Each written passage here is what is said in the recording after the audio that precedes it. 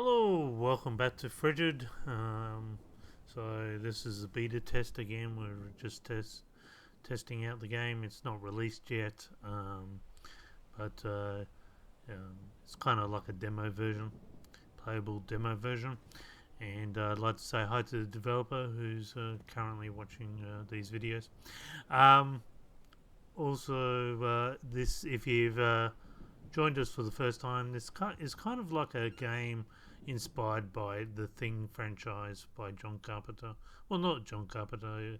Um, that movie franchise was originally inspired by a book called Who Goes There by John Campbell. And so sometimes it's really hard to see these notes, and you've got to kind of position yourself properly. Is one thing. On Monday morning, I received a call from my brother-in-law concerned about his buddy John, who didn't come back from his camping trip with friends. We decided to go out and look for him and spent the day looking for him in camping area around Northern Falls. We did find his campsite, but he and his friends were nowhere to be found. I notified the sheriff, and he told us he had been receiving these reports all over the lake area. We are forming a voluntary search team, and we'll go out looking for them tomorrow. I don't know why there's a return thing between out looking and searching. There's no need for a return space on that. So this is a crafting bench. This is where you have to put the boat engine together. And also the boat parts. It was a little bit strange, I guess. It wasn't. I might go a bit more about that in. This is a door. I wasn't sure whether it's again because it clicks or whether there's something in there. But I'll check it out now. I'm doing a voiceover because the wind is exceptionally loud and there's no way to cut down the wind, so this is a voiceover at this point. Why is there ice chips coming off the door? Okay, please fill out this form. I was jogging up Bigfoot Trail for my routine. As I reached the peak, I caught my breath and instantly noticed a few bisons attacking the power poles. Why would these bison attack the power poles? Do they not sense the power emitting from the power lines? As I came to my senses, I realized they might be trying to knock it down because they were going at it one after another in formation. Please have wildlife staff investigate Tower 2137. Please do not report the results of the Community Council for follow-up. I am curious about what they were up to after I ran off not to. Okay. Again, the pictures, dogs, flare ammo. I do have to check out the flare guns. Now, I'm going to have another video after this one. This one will take you basically up to the lake. And then after that one, I will even have another video where I basically really test the game's limits by doing everything the developer doesn't think people would do. So this is just a playthrough as normal. You can break these boxes. Unfortunately, there's nothing in them, and which kind of strange because they just stay there unless if there's something in them. If there's something in them, they disappear. This can be buggy as well. This one here, I glitch. If you approach it from the side, you can kind of glitch in the wall when it really spasms out. So you got to be careful with that one there. Oh, I can walk up. I was driving into town along Highway 11. About half hour into the drive, I noticed a wolf sitting on the side of the road. As I approached, I must have been going 100 kilometers an hour. I kept my eyes on it and a foot ready on the brake. Just as I was about to pass, it jumps into the windshield and bounces off the glass, landing 30 feet away. I managed to control the car and slow down. I got out to see the remains but could not find it. I was sure it was dead. Blood covered the cracked windshield. The trail of blood went off the road. There is no way it lost that much blood and walked back into the forest like nothing happened. I have never heard a wolf run into a vehicle blindsided, but this was different. It stared at me and the entire approach and jumped as it. Um, it's really hard to read. I think they need to enlarge the font, maybe. Do it that way. Okay, so picking up some more stuff. Just checking out the place.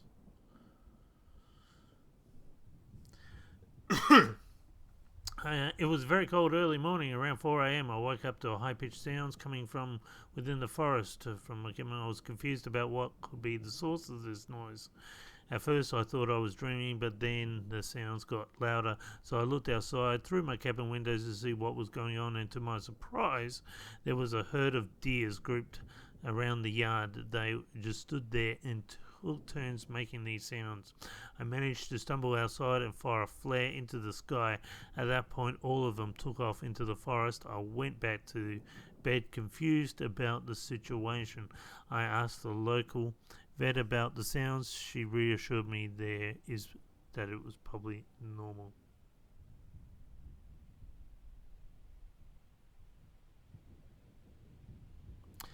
Another map. I'm not sure what the points of the maps are. Now I'm going to turn the sound up a bit because you got a voice recording coming soon.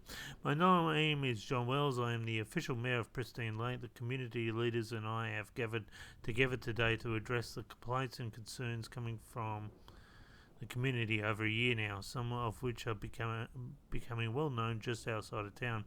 Seems to have started randomly all over the outskirts of town, while hunters reported powerful yet sporadic sounds coming from deep in the mountains. A few months later, these sounds began to reverberate around the forest and lake area, accompanied by reoccurrences of wildlife corpses. Wildlife should be together there. Showing up at I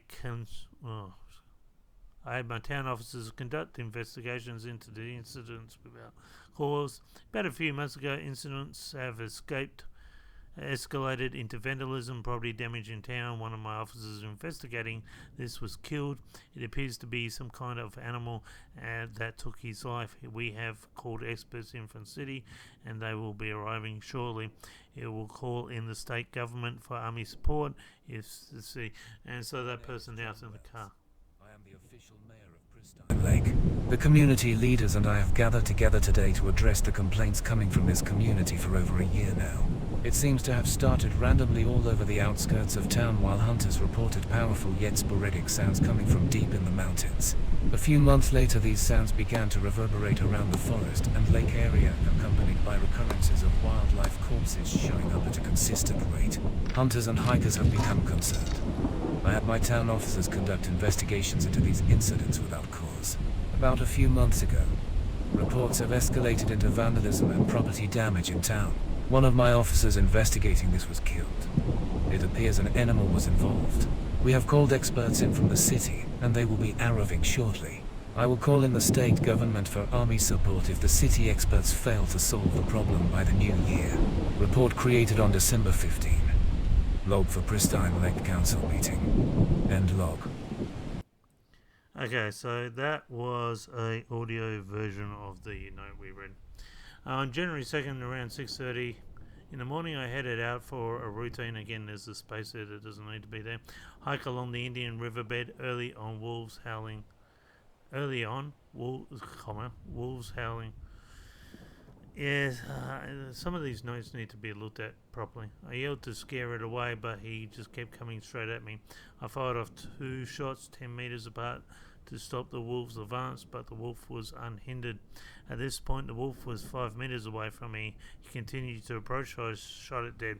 It was strange. I left the wolf for nature just beyond Creek Corner and considered this one to be, and again, sorry, as I said, this is a voiceover, and it can be hard to read. Now, I'm going to just check to see if I can jump over. I want to see if there's anything over in this. Can I jump on these things here? Might be able to get up here. Okay. So the roof isn't attached. There's one big one. and it doesn't. Oh, okay, so you can again jump over and see there's just an empty room again, which kind of ruins the surprise if you. Okay, so now we're outside. Again, just gonna collect some wood and stuff, whatever's out here. Again, you see that snowy texture. It's kind of ruins the. It's where the fallen snow is resting on top of roofs, on top of tables, things like that. It just is really glitchy. Just ruins it. Looked like I could actually jump through that fence. And again, I'll try this in the last video. I'll try to see all the places. If you fall in the river, you break the game basically, so don't fall in the river. It doesn't actually kill you, and you can jump and do all sorts of things while you're inside the river, and it will break. I'm going to just come back here to show you some actual the other zombie deer. Now, as I said, so recently there's been a development with the thing. Again, look at that snowy texture, terrible. And I think about 2 years ago they found a very earlier draft written by John Campbell called Frozen Hell. Yep, that scared the living dollars out of me. What's happening? First game across. And what is that on top? Yeah, you can kind of look over there. And some of these areas might be explorable. We're just doing a demo version, so I believe some of the areas will open up when the game is released. And apparently, it's going to be like an open world in some areas. At the moment, it's just a catered sort of adventure, follow the road.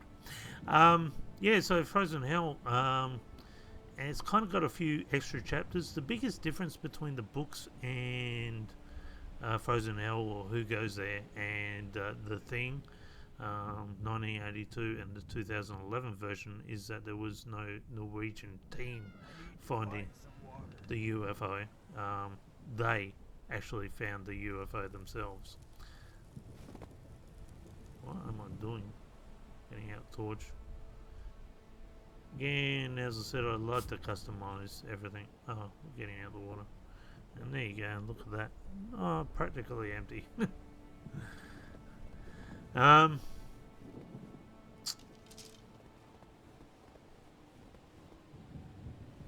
I really like the atmosphere. And again, because when you're jumping around, when you're exploring, you do chew through the water pretty quick. Now, some people reported that when they try and dig away at this snowfall, the spade disappears. So I believe the developer is currently trying to fix the inventory problem and the spade disappearing, because they're both game breaking, and they're the two things. So that's good.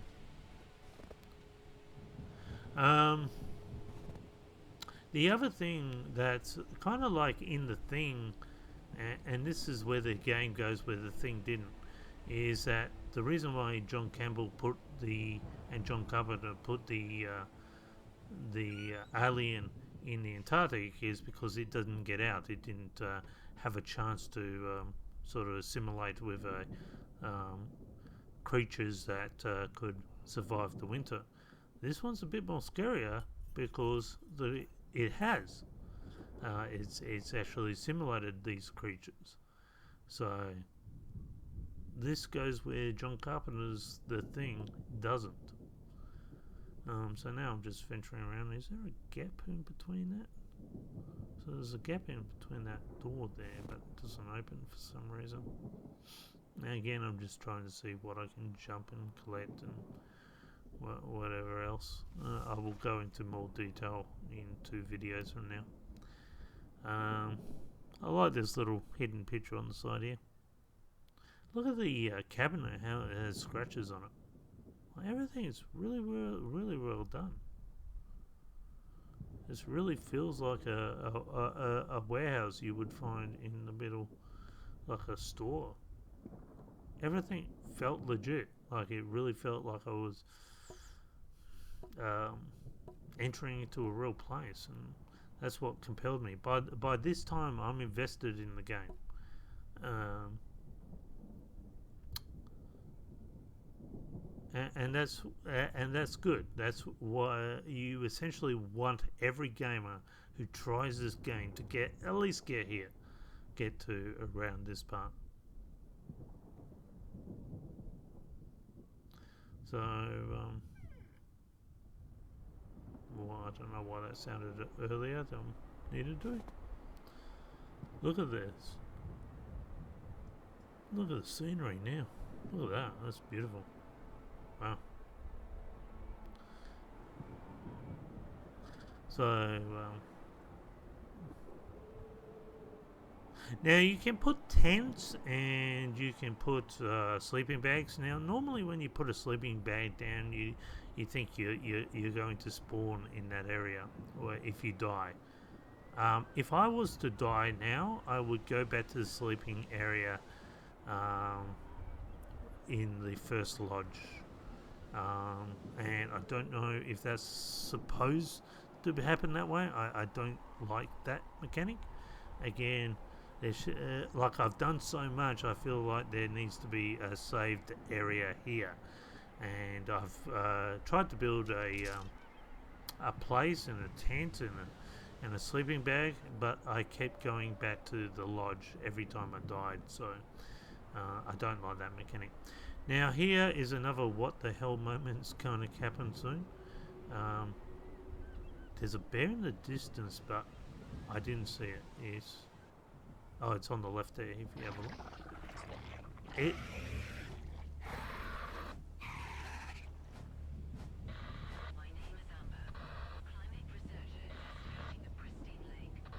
Now that bear is making the growling noise and everything else. I didn't see that bear, so I actually legitimately thought I had an invisible enemy on me. Because I recently played Arid, and that's got invisible enemies in there, and I thought, oh god, I've got invisible enemies now. Maybe there has to be something a little bit better so you can see that it's that bear in the distance. I don't know.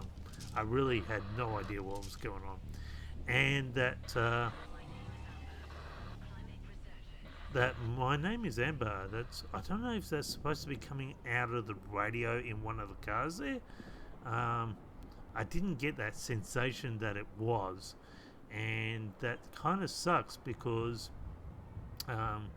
there's a log cabin a little bit further, and that's where it is coming from. So the sound is a little bit dicky there.